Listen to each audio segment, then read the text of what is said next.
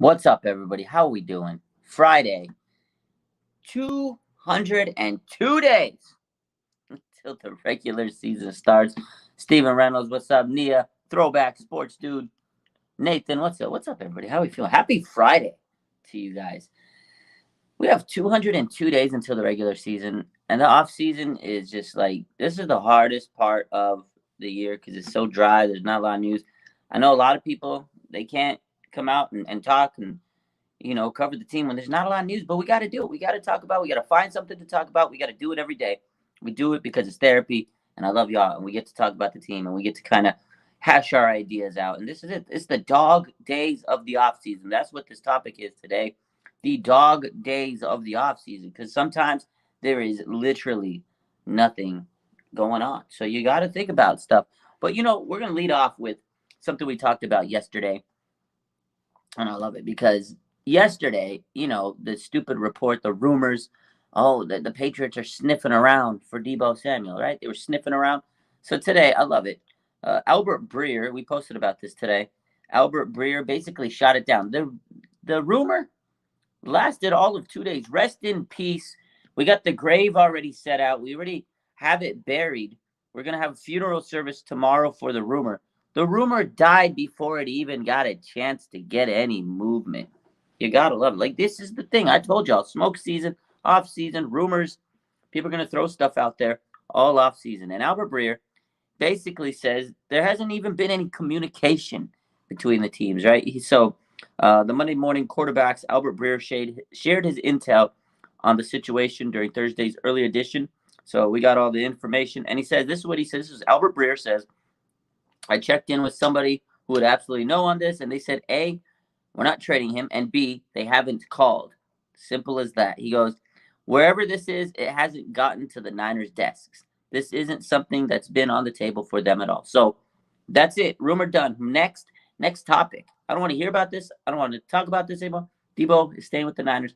That was the most outlandish rumor I've heard in the last couple of years. Like, I've heard a lot of rumors, talking about this team over the years and following this team over the years. But that one might have been the dumbest rumor of them all. So shout out to Albert Breer nipping it in the bud before it even got a chance. It didn't even get a chance to go through puberty. This rumor didn't even get a chance to go through puberty. Squashed it, killed it. Had no legs. God love it. So let's get to it. Let's talk about some other stuff though. The 49ers, obviously the big question is now the offseason. So there's a few things that happened today that they were kind of under the radar things. And I want to bring this up. So there was a few under the radar things that happened today. Again, a lot of stuff, is small news here and there, small news to some. So today, let me pull this up. Let me find it. I saw a few people tweet about this. Lombardi was the biggest 49er news outlet that posted about this. But basically, Jimmy Ward's contract officially voided today. Officially. So what does that mean? It means next month on March 15th, he will officially be a free agent. Like, his contract is voided. And that really puts some pressure on the 49ers to think about the safety position, because Jimmy Ward essentially told us that he wants to chase free agency, right? He's done. He wants to go and get the bag. He says he would love to stay if the price is right. So let me finish the tweet. So Jimmy Ward's contract officially voids today. Money versus the cap had previously been prorated through 2025, but it all accelerates today and combines into a dead cap hit of $6.4 million. It says the 49ers had previously restructured Ward's contract to open space. So a couple years back, they restructured it, opened some cap space, and today there's a $6.4 million cap hit. So obviously they got to take that hit. The contract's, he's a free agent officially. This is the longest tenured 49er. He's now a free agent. That's kind of sad to hear. Sad to think about. This guy has been on the team for 9 years, longer than anybody on the squad. I think now the next closest guy is Arik Armstead. He's the next closest guy that's been on the team, for as long as Jimmy Ward, unless Dante Johnson comes back. So it's kind of sad to see, but I don't think Jimmy's coming back. So we got to really figure out what they're going to do in safety. So that's something we got to think about there's a lot of stuff. We got a month away from the free agency, so we're really going to start to get to know what's going on in the next couple weeks. So there's a few other dates that we got to kind of keep in mind going into this free agency process. So we got some key dates. I've seen several people post about this today. Coach Yak, who was with me live last week, he posted a really good synopsis of the key dates for the 49ers offseason. He says Brock Purdy surgery. We all know it's the 22nd, right? The NFL Combine starts February 28th, right? So we're pretty close to that. The league year begins on August 5th. Sorry, March 15th. 3/15. The league year begins. Free agency, trades, all that good stuff. March 15th. So about a month away from that. April 17th, off-season workouts can start. So teams will typically do their off-season program. They'll do like some smart. They'll bring some players in. They'll do some off-season training. They'll kind of bring in the players along and kind of get things started. And it's right before the draft. I know they always do like this little training session with the players, and that's April 17th. And then the NFL draft is April 27th. So about 10 days after that. And then May 1st is when you need to have 5th-year options picked up. That's the deadline to pick up a 5th-year option. So May 1st. And for the 49ers, they have Javon Kinlaw and Brandon Ayuk, who both have 5th-year options that could be picked up. Now, I don't think they'll pick up Javon Kinlaw's, but I'm pretty certain, about 99.9%, that they'll pick up Brandon Ayuk. So, again, let's go through those real quick. Brock Purdy surgery, February 22nd. NFL Combine starts February 28th. The league year begins on March 15th. Off-season workouts will start on April 17th. The NFL draft begins April 27th, and the deadline to exercise Brandon Ayuk and Javon Kinlaw's 5th-year options is May 1st. Those are the big dates coming up. So we got some things to look forward to. If you kind of keep that in your mind, it'll make the days go by a little faster. So what's up, Niner Sickness? How we doing? Christine says, I hate to see him leave, which would be Jimmy Ward. I would hate to see Jimmy leave, too. I mean, I'm sure they're going to try to bring him back. I'm sure they're going to try their best to bring him back. But, I just don't see it. The writing's on the wall pretty much, right? I'm pretty sure he's going to go get the last contract he really wants. He's been in the league 9 years. He's probably going to cash out for the last time in his career. It's unfortunate. So, we'll see what happens. There's a lot of free agents, There's quite a bit in the secondary department. Emmanuel Mosley's a free agent. We had just talked about Jimmy Ward. He's a free agent. You got Tashawn Gibson, who's a free agent. He might retire. So it's pretty interesting to see what's going to happen with this secondary department. We got a lot of young guys on the team in terms of the secondary. So it's going to be interesting to really see, what is going to happen. And then on the defensive side of the ball, you continue. There's a lot of other free agents. Kerry Hyder, Charles Omenihu, Samson Ebukam, Jordan Willis. There's a lot of free agents, on the defensive line itself. I believe Kevin Givens is a free agent. Maurice Hurst, he hasn't even got to play much with this team, because of the injuries. Hassan Ridgeway, a lot of players are injured. How many of those guys are going to be brought back? They're depth pieces. And then on the offensive line, you got a lot. Jake Brendel, you got Dan Brunskill, you got Mike McGlinchey. We've talked about all these guys. But the reality is they're not probably going to bring back everybody. Maybe a few guys here and there. They'll probably get a couple other free agents in the market, and then you're going to draft, and then you got a lot of young guys on your team already that are going to take the next step. So then you got to think about, which I posted today, which young player takes the next leap? Who do you guys think? Who's taking the next leap for the 49ers? Like, who's going to break out? They got Drake Jackson. You got Sam Womack. You got Danny Gray. You got Ray McLeod. You got Spencer Burford. You got Jason Poe, Nick Zakel. There's a lot of young. Trey Lance. You got Brock Purdy. Ty Davis-Price, Jordan Mason. Who's taking that leap? Who's breaking out? Kalia Davis. They're going to expect these guys to step up and play a bigger role. Sam Womack. Diamond Lenore. Who's taking that leap? Last year, we saw Talanoa Hufanga take a huge leap. It was like, wow, that's a leap, right? He took this leap. Brandon Ayuk, he took another big leap. He took another step, right? 1,000-yard receiver. What about Juwan Jennings? Will he take a leap? He'll be probably on a 1-year deal. He's going to be a free agent after that. After his contract he signs this year, how's he going to look? There's a lot of young players on this team that can take that leap. So I feel like they're going to really rely on some of these guys to take that next step. So, what's up, Jason? No Border Sports. What's up? Niner Sickness. What's good, everybody? Drew says, what corner would you like to see the Niners pick up? There's so many on the market. We talked about Jamel Dean. I like him. Obviously, he's probably the top of the market. I don't know if they'll be able to afford a guy like that. I want them to bring back Emmanuel Mosley. That's the guy I want them to bring back. But again, health concerns are there, so you got to get some other guys for depth. I would love to get Greedy Williams. I know he's had some injuries too, but those two guys are so good. If they can stay healthy, man, those are two very solid cornerbacks. Greedy Williams, I love. Jamel Dean, that's the top of the market, but I don't think we're going to get a guy like Jamel Dean, man. But, man, there's so many good corners out there that if the 49ers really were looking into, they can go get. But safety, too. You got to get a safety. We got Jesse Bates. There's Chauncey Gardner-Johnson. Would they be able to afford those guys? I don't know. Will Deshaun Gibson come back? I don't know.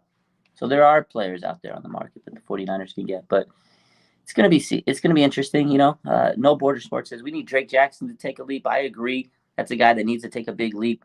I don't expect him to be a 10-plus sack guy. I want him to be eventually, but in his second year, I don't know if he can. So that's why I keep saying go get an edge rusher on the opposite side of both. But I want to see Drake take that leap. Take that leap. No Border Sports also says Danny Gray would be nasty. I want to see him take a big leap too. And I know I get it. He's a rookie last year, and he's young. He's a wide receiver. Kyle's tough on the receivers, but they did draft this guy in the third, fourth round. Like it wasn't that he's just not talented. He has the skill. He's got the speed. I want to see Danny Gray take a big leap. He didn't even get to do much last season. Then he kind of emerged at the end as a special teamer. He was a gunner. I want to see Danny Gray go out there and do something. He got some running backs: Ty Davis Price, Jordan Mason. I want to see Jordan Mason get more carries. He proved himself when he was in there. Ty Davis Price didn't even do anything. That's the guy I want to see take a leap, right? You had a guy like Trey Sermon 2 years ago. I don't want Ty Davis Price to be that Trey Sermon, and it kind of looks like that he might. I hope to God that TDP doesn't become the next Trey Sermon, because it seems like he's on that trajectory. So what's up? We'll see. T-Money, what's up? Good deal. Checking in. He says, Steven Reynolds says, after the Niners hire Clint Kubiak, and there are some players who can follow him. Honestly, that's the one good thing about, well, not the one good thing. That's one of the big aspects of getting other coaches, right? Obviously the 49ers have lost coaches, but they've returned some good coaches to the staff. Kubiak, right? And then you got Steve Wilkes. They could go and bring players that they're familiar with, to their staff. So I think that the hiring of some of these guys that the 49ers have had will help them bring in some players they may not have had ties to. But Kyle Shanahan keeps everything pretty close. He gets guys that he knows that'll work, coaches that he knows that'll work, that he's, had some experience with, and they kind of keep things similar. So he wants that continuity. But you're right, Steven. They might bring in some players that Kubiak's, had some experience with, and Steve Wilkes. So we'll see. Nathan says, I feel like TDP will end up like Trey Sermon. Right now, it really feels like that. That's the vibe that I get too. But, it's all about training. It's all about how much work he puts in the offseason. And it's about showing Kyle when training camp comes next season, when OTAs come next season, this is my body of work. This is what I worked on all offseason. I grinded. Here we go, Kyle. Look at this. Look at me. Look at me now. That's what he has to do to show Kyle that he has put in the work. Because I think that's something that these players have to do to wow him. Because you can't go in there and look the same as you did as a rookie. You didn't get any activity as a rookie. If you look the same, Kyle's going to be like, what the hell? You didn't even look. You don't look better. You haven't done anything. You know what I mean? So, hey, Peter Parker says, what's up? What's up, faithful? Happy Friday. Happy Friday, my boy. Do I have any eyes on the draft players you like? Yeah, I'm working on a list. I'll probably do a draft show next week. We'll do a draft show next week. We'll pull up all the good draft prospects. Still looking at some. There's some linemen I've seen, some edge rushers. So it'll be interesting. There's a lot of talent this year, man. It's fun, but we'll do it like a draft show. I think it's special, because I feel like you need a little bit more time to go into that. Because if I get off onto that tangent, we'll be here all day. I don't have that much time today, but definitely we'll do some draft talk. Definitely, draft season's part of the off season. So Man, Hurricane 774 says, I wouldn't be surprised if the Niners draft another running back. I probably think they will. I just hope it's not a third-round running back. If they take a third-round running back, I will be sick in the stomach. So please don't do it, Kyle. We can't talk about the offseason without talking about the quarterback position. It is the most talked about position, as we know, every single year with this team. So there's been a few stories over the last couple of days that I've been kind of following. We got to talk about obviously Trey Lance, obviously Brock Purdy, but also Jimmy Garoppolo. Where the hell is he gonna go? So we'll talk about that a little bit. But I wanna bring up this. So Chris Sims, we're gonna bring up a few of these articles that I found. Just talk about what their opinions are. We'll see if you guys agree and go from there. So Chris Sims, he had a little conversation, I believe, with Matt Miyoko and Jennifer Lee Chan, and he had his show and everything. So he was talking about the quarterback situation in the 49ers. Obviously, we know Chris Sims, he's a good friend of Kyle, so he kind of likes to throw his 2 cents in the hat and sometimes give his opinion, whether we like the opinion or not. That's what he does. So, all right now, obviously, we have two quarterbacks that are not healthy, but we know that one of the two is going to start. There's going to be a battle, most likely. Hopefully, Purdy, his surgery goes well, right? His surgery is on February 22nd, and we hope that it goes well, and he could come back and be able to compete. So Chris Sims joined Matt Miyoko and Jennifer Lee Chan this week on 49ers Talk, and he was talking about these guys. So he likes Brock Purdy over Trey Lance. He says that Brock Purdy has the advantage over Lance for the 49ers quarterback job. I'm sure many people agree, but this is what Chris Sims is saying. And again, he is a good friend of Kyle. They kind of are close. Obviously, he's not an insider, but he does have a lot of opinions on the 49ers because of that fact. So this is what he says. He says he likes Brock better because he can take advantage of an offensive system like Kyle Shanahan's. He says that's the great thing about him. He goes, that's why I was going, why not draft Mac Jones? So Chris Sims was talking about back when Kyle Shanahan was looking into Trey Lance and Mac Jones, that he supported the Mac Jones pick. If you look back into the draft a couple of years ago, that was Chris Sims' take. He goes, I think Kyle should go and get Mac. I think he's going to get Mac because of the fact that he thinks that, Brock Purdy is similar in the fact that he could go out and run the system. He doesn't have to be taught too much. He knows he could pick it up. And Brock showed that, right? Brock showed that he could come in, pick up the offense, and he ran it pretty damn good, pretty smooth, right? So he says, Kyle's going to teach him all up, right? He's going to expect you to be able to run the offense, but then Kyle's going to teach you the rest of the way. And that's kind of where his take is, right? He says Purdy's very capable of processing that, let alone he's a very consistent thrower of the football. He's not a wow thrower. That's what Chris Sims says. And I agree. He's not like going to make that electrifying, oh my God, what a beautiful pass all the time. He's consistent. He does, very short, quick passes. He's pretty accurate. You know what he's going to do, and he does it a lot, and he does it he does it almost every time. It's very consistent, right? Doesn't have a lot of mistakes. He can make some wow throws. There were some throws. I'll play devil's advocate to Chris Sims and say, hey, look, Brock Purdy did make some wow throws this year. Not a lot, but there was a few of them. And there was that escapability, the mobility. We all remember the Brandon Ayuk play. Come on, the Brandon Ayuk incomplete pass, that was a wow throw because of the fact that he evaded pressure. Now, in terms of just a pure, beautiful pass, yeah, Brock Purdy's not always going to throw that. But he had a better ball than people give him credit for. So he continued with, he's not going to make the game-changing throws, but if it's there to be had, he's going to hit it. So he's basically saying that Purdy, when it's there and it's a gimme throw, he's going to make it. He's not going to miss it. We've had quarterbacks that it's a gimme throw. It's right there, and they miss it. Brock's not going to do it. He's going to hit those easy, gimme plays.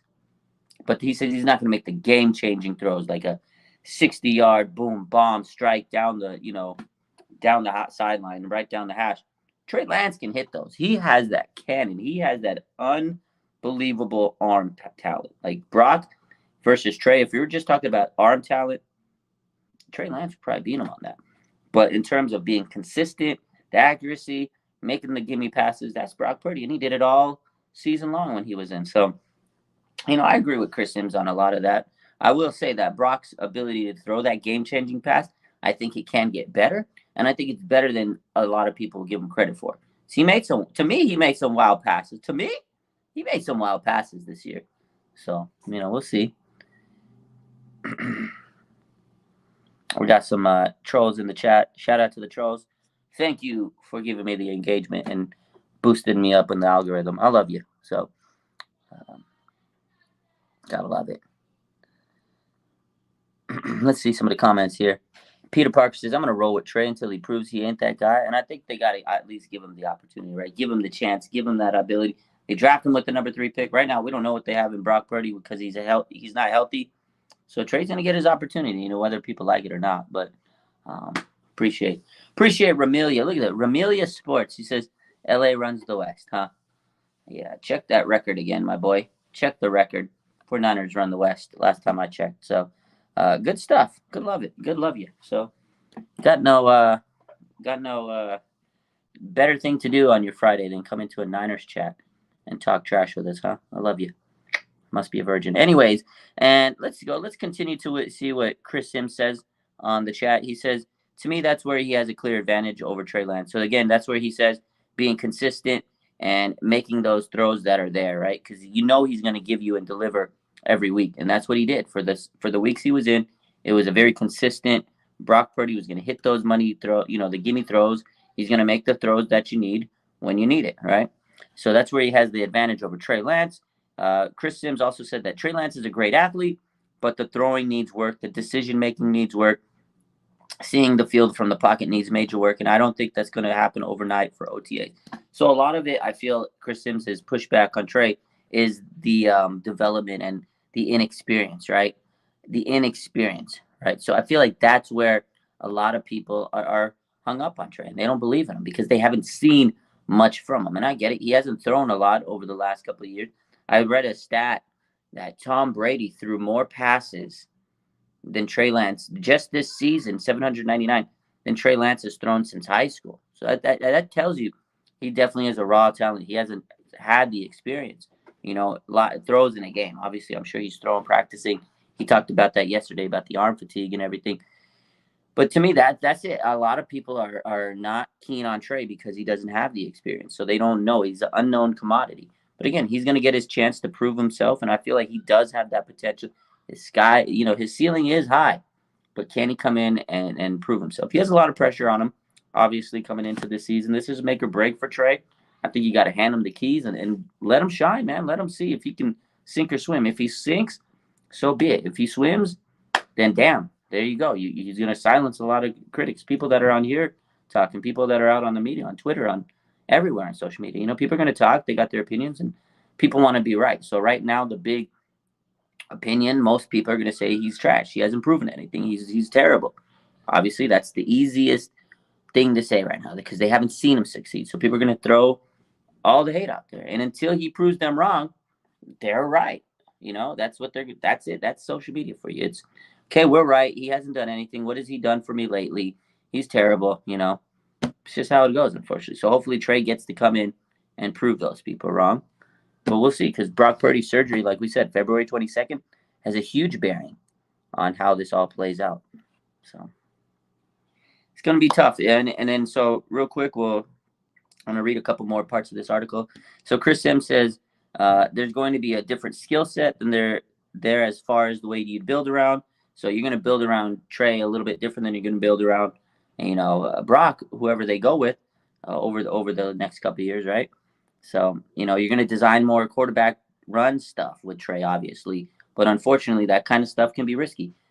Brock can run. He can do the mobility. He showed it, but you don't have to design runs for him. He can come out and read the play, and play breaks down. He can run off the sideline. And I want to see Trey do that, be able to run, not design. But again, it's going to take him a little bit more time to kind of see that open it up and develop, because he has to read the defense and develop in a little different aspect, because again, Brock's ahead of him, and there's no discredit to Trey, and I think Kittle said this best: it is Brock's job to lose, because he does have a little bit more experience. He's proven that.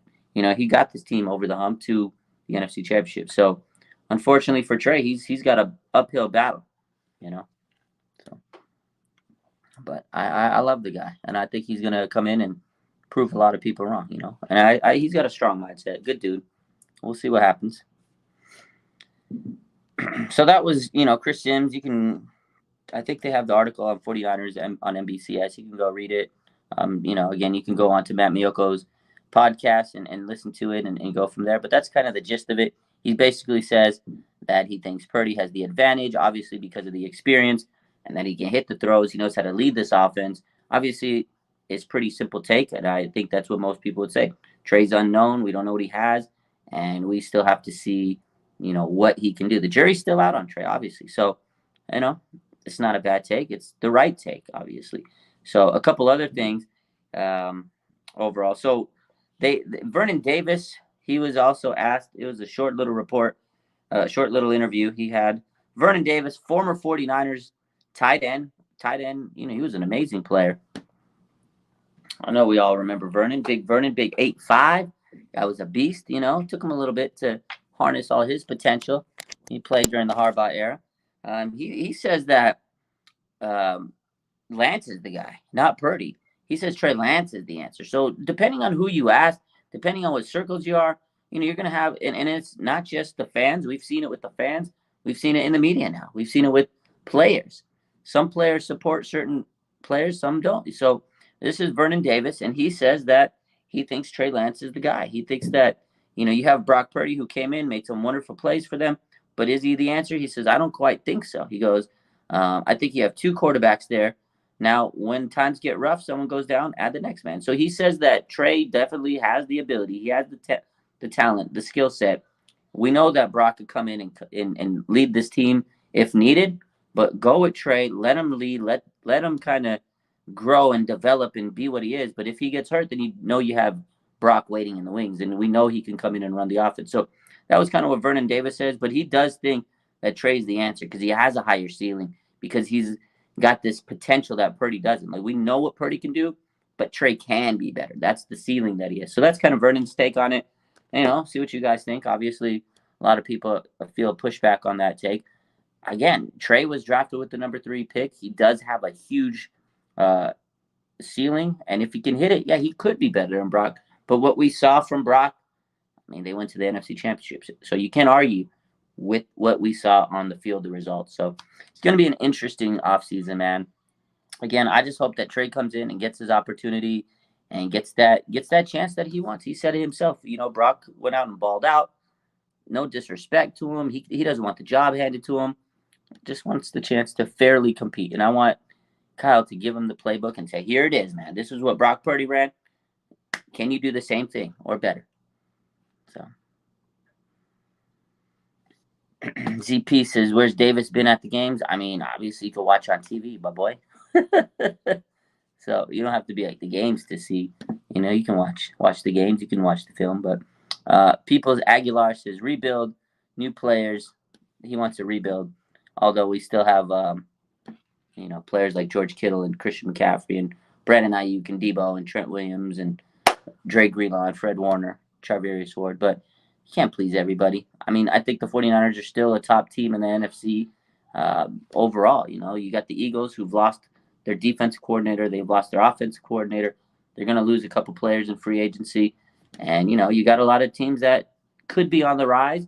The 49ers are still a top 3 team in the NFC easily. They just got to make sure their quarterback is healthy and the situation's fluid. So that's the biggest question mark this offseason. Who the hell is going to be the quarterback? And then you got to solidify the holes, offensive line, D-line, make sure your secondary is on point. But I think the 49ers are in a good position moving forward. So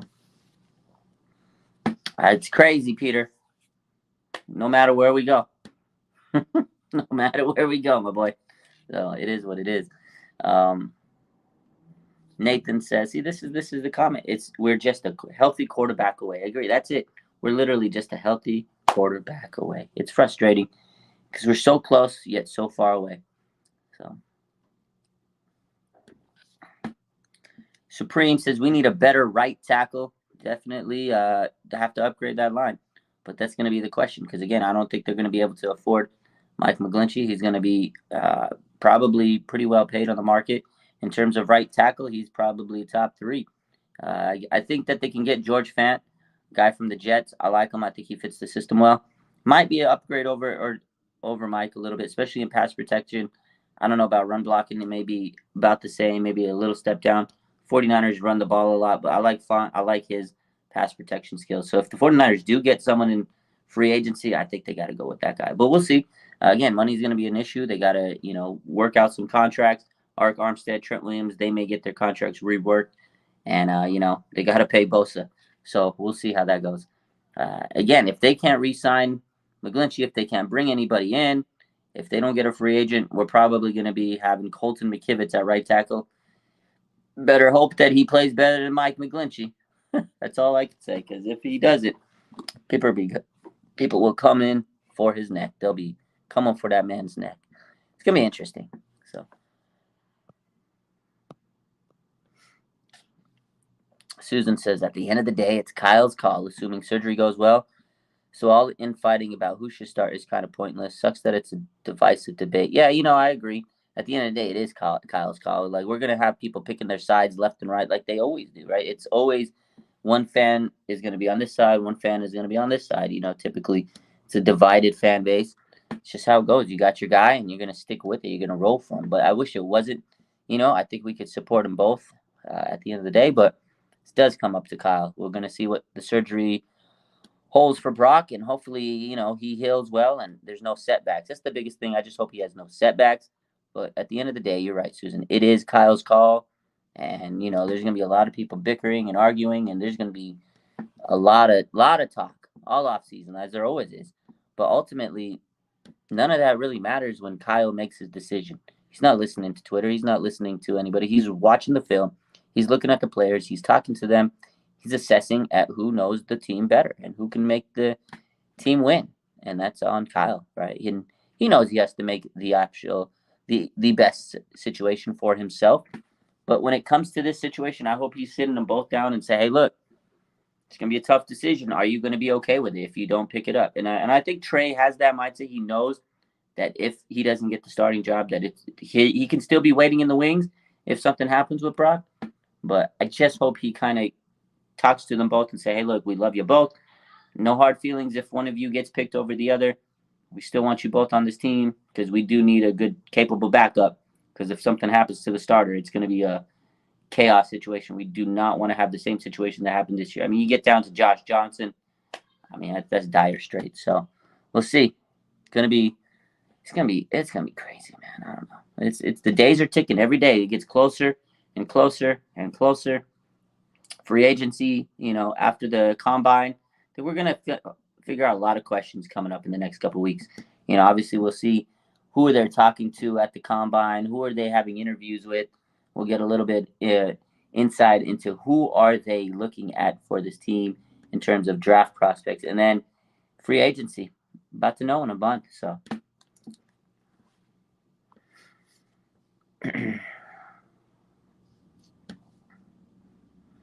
Throwback says Kyle and Lynch are still learning the hard way. Colton McKivitz ate it, but if he pans out, we'll have to pay it. Yeah, see, that's the thing. They take gambles sometimes because they do have these players that they develop. Sometimes they hit, and you're like, damn, what a pick. Like Aaron Banks. The majority of fans didn't think that Aaron Banks was going to hit. He did, and we're like, well, we're eating a lot of crow for that. But then you got a guy like Colton McKivitz, and they're banking on him. He's been on the team for a few years, kind of sitting there, waiting his time. And if he hits out, it's going to be like, okay, damn. But then if he's good and he plays really well, then, yeah, they're going to have to pay him again.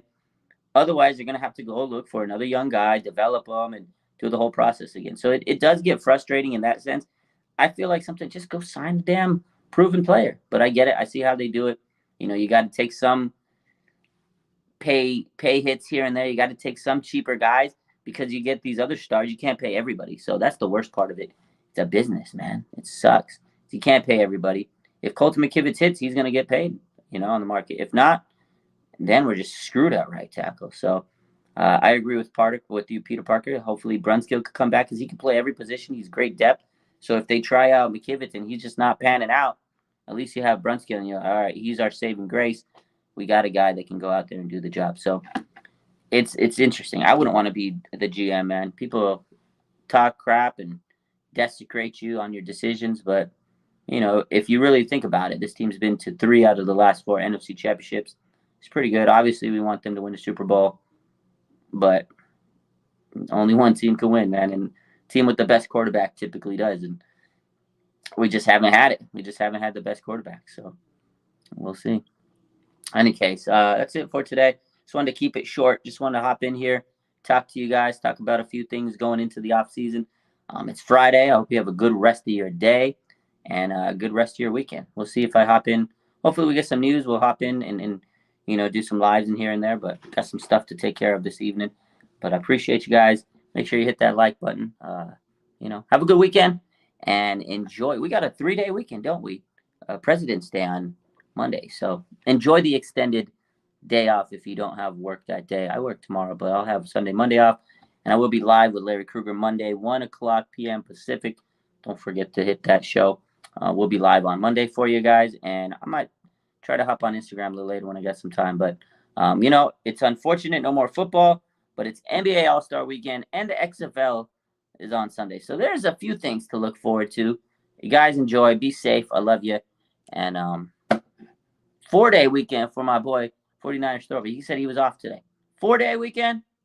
You're a lucky dog, man. Appreciate y'all. Have a good night.